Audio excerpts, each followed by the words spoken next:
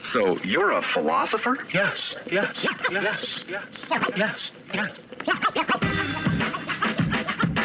I think very deeply. Hey, peace and blessings, everybody. My name is Gerald Hassan, your personal healing and social health master life coach and social expert.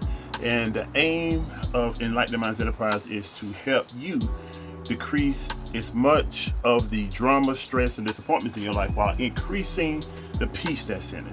And Enlightened Minds Enterprise, just so you know, Enlightened Minds Enterprise was created. Well, one of the reasons it was created, or I would say the ultimate or main reason it was created, was for me to be able to, I would say, express my life purpose, my divine purpose, from me through it to you, to the world.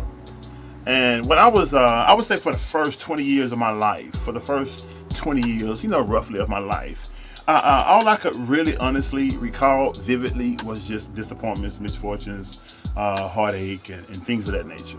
And it reached a point, I would say, up into around the time of my 20th year, I had reached the point of being suicidal. I had no longer wanted to live. Why? Because I had concluded that if this was all life was about, like all of that I was experiencing, all of the disappointments, all of the heartaches, all of the pain, if all that was life was about, and it was because of my cycle at the time, right? My cycle of living, my way of thinking, the way I was operating, was constantly coming up with results that I did not want anymore. And so if I was like, I had made a conclusion, this is all it was about, I don't even want it no more.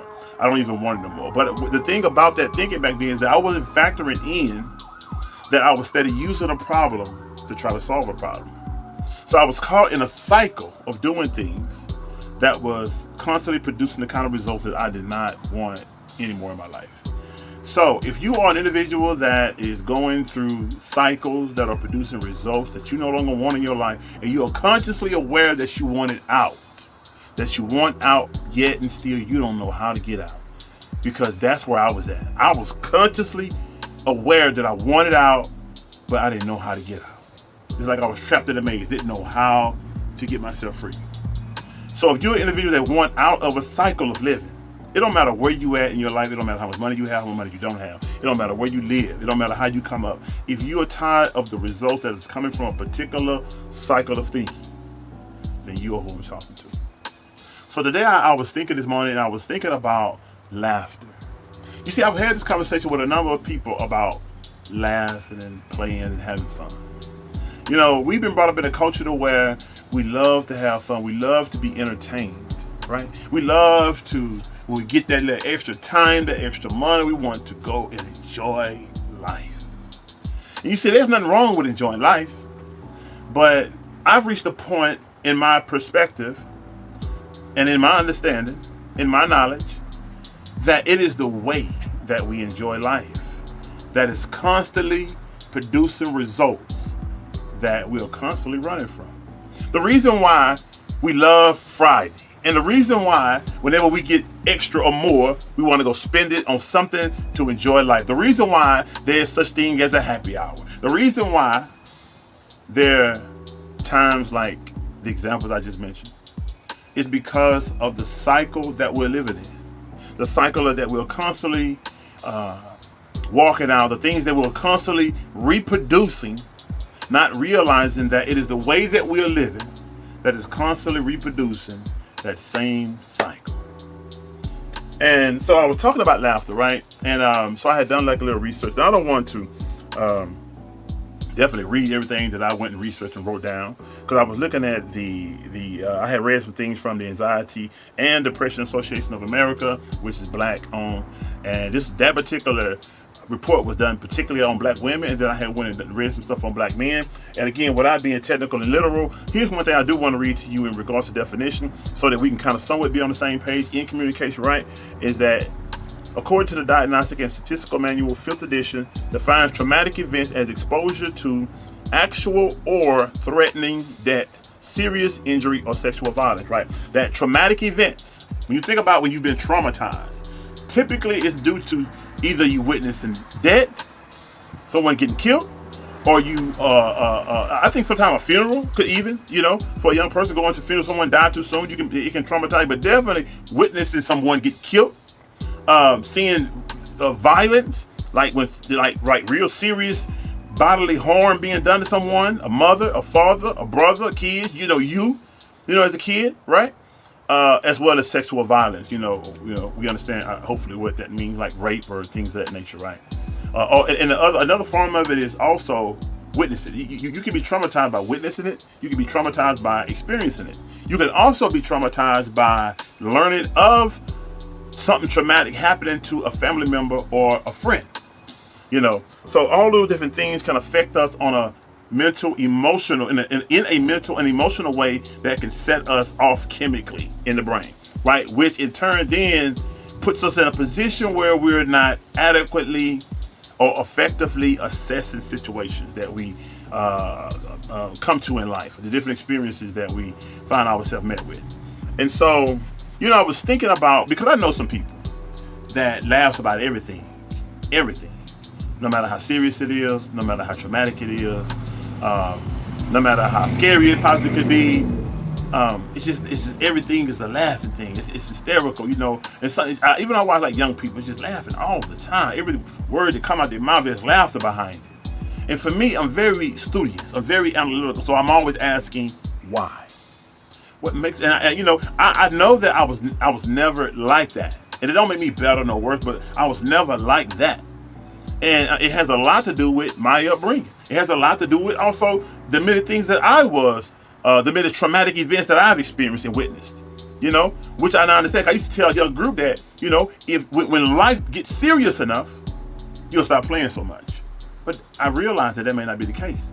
You see, what I'm getting to is that some people, some of you, laugh as much as you do, because it is the way you have kind of somewhat, or better yet, it is the result, I would say. It is the result from traumatic events. Like for me, I'm serious, right? However, I know how to have fun. I can laugh when I'm around like-minded people that's doing things that I think is, jokeable. Those who know me know I can have fun and laugh. Some people may say, "You always serious though, Hassan," right? Because that may be the side that they only know and have experience. But there are others who know that I do have a joke for side. But for an individual that loves to joke and laugh all the time, that can be a mental, emotional disorder. That can be the result of a chemical imbalance from traumatic events. That could be something that is not healthy for you. And we have, like many of our injuries, especially for blacks, for many of the things that we go through on a psychological and emotional level, we don't seek help as much. And we go through life dealing with it on our own, right? But however, according to statistics, right, in this journal that I had read, black women, though, definitely go seek help way more than black men. However, black women are 3.5 times more likely than any other racial group of women to experience sexual violence. Black men from the ages 18 and up, between 56 and 70, and I think 76%, also experiences those different forms of traumatic events. But black men are less likely than any race, ethnic group, or gender to seek help. So that's in regards to the black man and woman, the thing that kind of sets us apart in that area is that at least black women seek help. Under most circumstances, black women will seek help. Just help in some kind of way in areas that she's aware that she needs help with. She wants some development, she wants some culture, she wants some healing. Black women will seek that help. Black men won't. And some of it is due to the black men themselves, the insecurities, the doubts, the lack of acceptance, as well as fear. Because the culture for a black man almost don't allow him to be vulnerable. And you see, to heal, to love, to grow, it causes you to be vulnerable. And the thing about it, if you don't put yourself in a position where you're okay with being vulnerable, it's like a natural thing for you to be vulnerable at times, and you just kind of flow with it, because you're not going to be strong all the time. So what I'm saying is that if you're not okay with just being vulnerable, what happens is that when you don't voluntarily, to be vulnerable, then you're forced to be at times. But the forcing is a breaking. You get broke. And when you're broke, it looks different. It's harder to recover from when you are broken, opposed to when you go through something and you experience it. You consciously go through it and experience it so that you're trying to understand it. You know what I'm saying? It's like you facing it. You facing it. You dealing with it. You walking up and you. It's like, I remember a woman told me in regards to an event I was dealing with at one time that brought me to tears.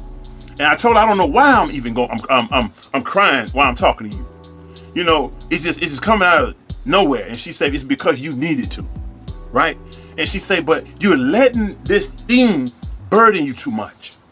She say, what you have to do, you're looking at the whole mountain, and in your mind, you want to remove just the whole mountain at one time, and you can't. That's why it's so burdensome for you.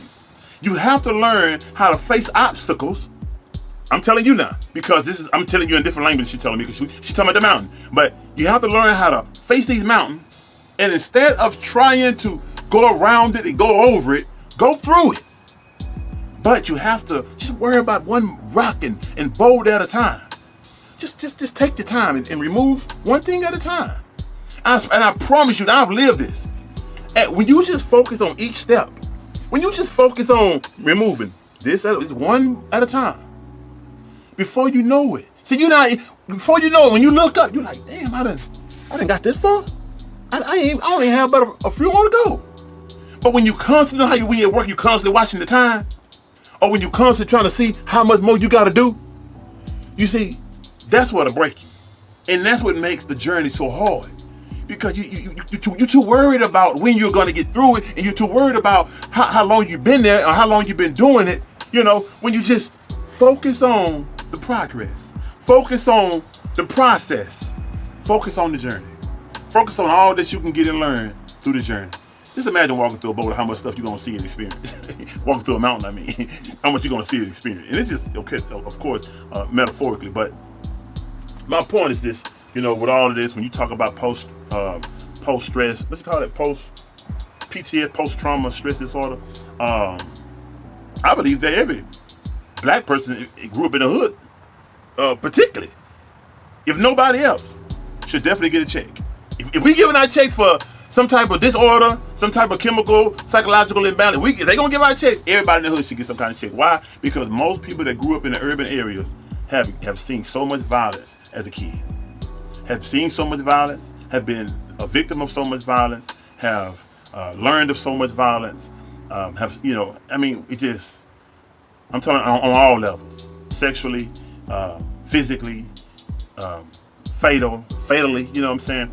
So, but the main thing I really wanted to say is that, again, with this whole message, I really want you to be more mindful, because again, in any extremity, in Islam, it is taught that any extremity could be a bad thing. Try to find the middle course. It's okay to laugh and have fun, but it's not okay when you spend 60, 70, 80% of your time doing it.